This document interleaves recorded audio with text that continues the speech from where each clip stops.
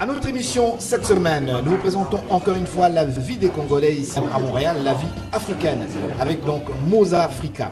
Je m'appelle Mozafrica, ça veut dire quoi précisément? Mozafrica, c'est en fait la mosaïque africaine, la mosaïque congolaise. Comment est-ce que ces Congolais vivent? Quelle est leur réalité dans les différents aspects donc, de la société, que ce soit sur le plan politique, économique, social, culturel?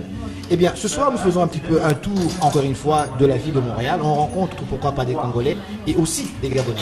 Madame, monsieur, bonsoir. Ici Henri Ngaka, bienvenue à Mozafrica. Ne bougez surtout pas, ça va causer après ces messages publicitaires.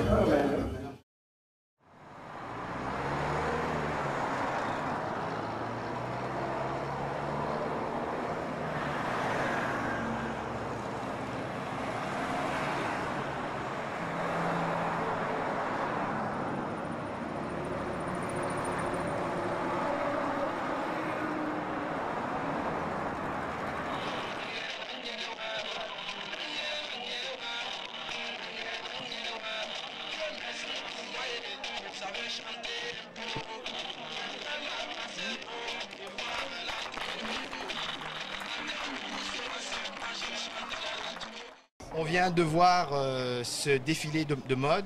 D'abord, j'aimerais vous demander de nous décrire les différents tableaux que vous vouliez bien nous présenter ce soir. On a eu premièrement avec le premier couple qui a eu à défiler, on a vu la femme africaine en train de préparer le foufou, de malaxer le foufou avec le bâton de foufou comme on appelle ça chez nous. Et là, cette femme-là exhibait son repas qu'elle préparait à l'homme qu'elle aime. En deuxième tableau, nous avons eu une tenue européenne, je peux dire. Européenne africanisée, dans le sens que la femme africaine essaye carrément de se plonger un peu plus dans le domaine européen, tout en mettant un accent africain. Un accent africain dans les tresses, dans le modèle, dans sa peau, dans ses couleurs. Dans la troisième tenue, nous avons eu un pagne habillé en une seule manche, avec une tendance de raffia vers le bas. Là, nous avons une femme africaine, carrément africanisée, qui s'offre avec le raffia et qui moule son corps et qui offre carrément la beauté du pagne avec le pagne qu'elle nous présente. Et dans les deux dernières tenues qui ont eu à être développées, nous avons plus eu un exemple de robe carrément que j'appellerais robe détendue à l'africaine.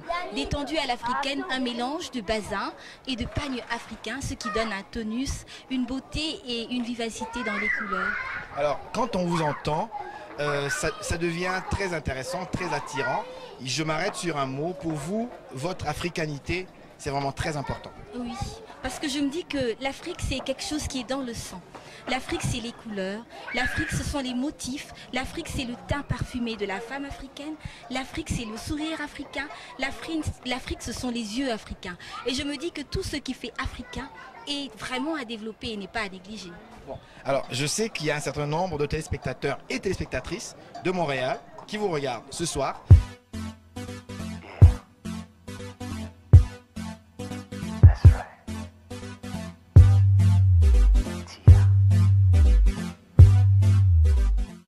Et nous voilà donc de retour à l'émission Mozafrica, donc la mosaïque black, ici même en Amérique du Nord.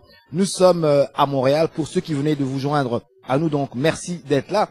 Nous sommes à Montréal dans une boîte absolument superbe, le Safou. Ça se situe donc en plein cœur de la métropole québécoise à Montréal même. Et ça peut en fait contenir près de 500 à 600 personnes. Nous avons avec nous donc la propriétaire qui est également une partenaire, donc marketing promotion de l'émission Mozafrica. On travaille ensemble. Bonsoir. Bonsoir. Vous êtes, je le précise ici, d'origine camerounaise. Oui, je suis camerounaise d'origine. Et vous avez osé. Comme vous constatez, j'ai osé. Alors, le Safou ici depuis déjà combien de temps? Ça fait environ 2 mois qu'on est ouvert. Et l'autre date d'ouverture, c'était le 3 mars. Et ça roule tous les vendredis et tous les samedis à partir de 22h. Il y a certaines personnes qui nous regardent ici qui disent mais c'est une femme quand même. Il y a plein d'hommes ici qui s'essayent. Il y en a qui rêvent encore. Ça fait 30 ans qu'ils essayent. Vous, ça fait déjà combien de temps que vous êtes à Montréal? Environ 5 ans. 5 ans et en 5 ans et pouf, c'est parti. Ben, c'est pas que pouf, c'est parti. C'est un projet qui a été étudié longtemps. Nous, on a essayé, on a voulu le faire dans plusieurs endroits. Et vu que mon époux est canadien, alors nous sommes venus, on s'est installé au Canada et on a constaté qu'il y avait un besoin dans ce domaine-là. Et pendant tout ce temps que j'ai fait mes études ici, j'ai travaillé sur ce concept-là. En plus, j'ai fait des études en commerce international, marketing, et autres. Donc, j'ai eu le temps de travailler mon concept en étudiant en même temps. Alors, pour le public montréalais, qui ciblez-vous précisément? Tout le monde, tout le monde. Montréal, c'est une ville multiculturelle. On trouve tout le monde à Montréal. Alors, le Safou, la porte est ouverte pour tout le monde, que ce soit africain, québécois, latino, chinois. Comme vous voyez, tout le monde dans l'autobus, on se mélange. Le Safou, c'est ça. C'est les autobus de Montréal. Je parlais tout à l'heure avec un monsieur ici qui nous a présenté un peu votre concept, qui dit qu'il y a un concept aujourd'hui qui n'est pas nécessairement de la musique africaine typique, authentique, telle qu'on l'entend, mais chez vous, c'est une musique un petit peu diversifiée, c'est une nouvelle forme de musique parce que les gens viennent de partout finalement. Oui, si, il faut la diversifier. On doit jouer de la musique de l'ouest de l'Afrique, la musique du centre, de la musique de partout, parce qu'on trouve tout le monde ici. Sinon, il y a toujours des gens qui vont se plaindre. On a même des salons faits pour représenter les régions d'Afrique.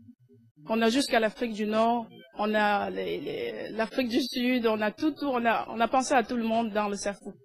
Alors, pour les femmes, comment ça se passe ici? Est-ce que, en fait, les femmes viennent d'elles-mêmes? Parce qu'on dit souvent, si je vous pose cette question, c'est parce qu'on dit, voilà, chez nous au pays, bien, les femmes généralement, elles sortent pas dans les boîtes.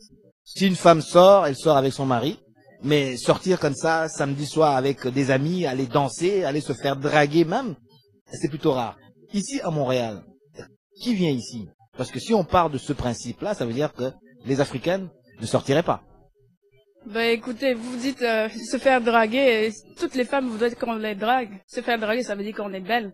Et puis à Montréal, c'est pas vraiment comme en Afrique, on pense plus, les gens sont ouverts. Alors les filles, elles viennent seules, elles s'amusent, c'est pas généralement pour se faire draguer. Oui, on a travaillé toute la semaine, on vient se défouler, et puis on continue l'autre semaine comme ça. Je vais aller vers vous, vous semblez avoir un très grand sourire, vous semblez très satisfait. Oh ben, moi, je suis tout à fait satisfait, comme vous le dites, parce que, bon, d'abord, moi, j'ai choisi le Canada d'abord parce que, bon, mes frères, mes sœurs ont étudié ici avant moi. Ils étaient ici à Ottawa et à Montréal.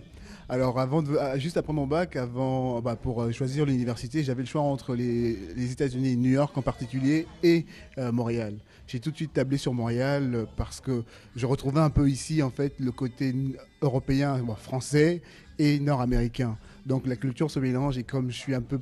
Aujourd'hui, la jeunesse est un peu poussée plus vers le côté américain.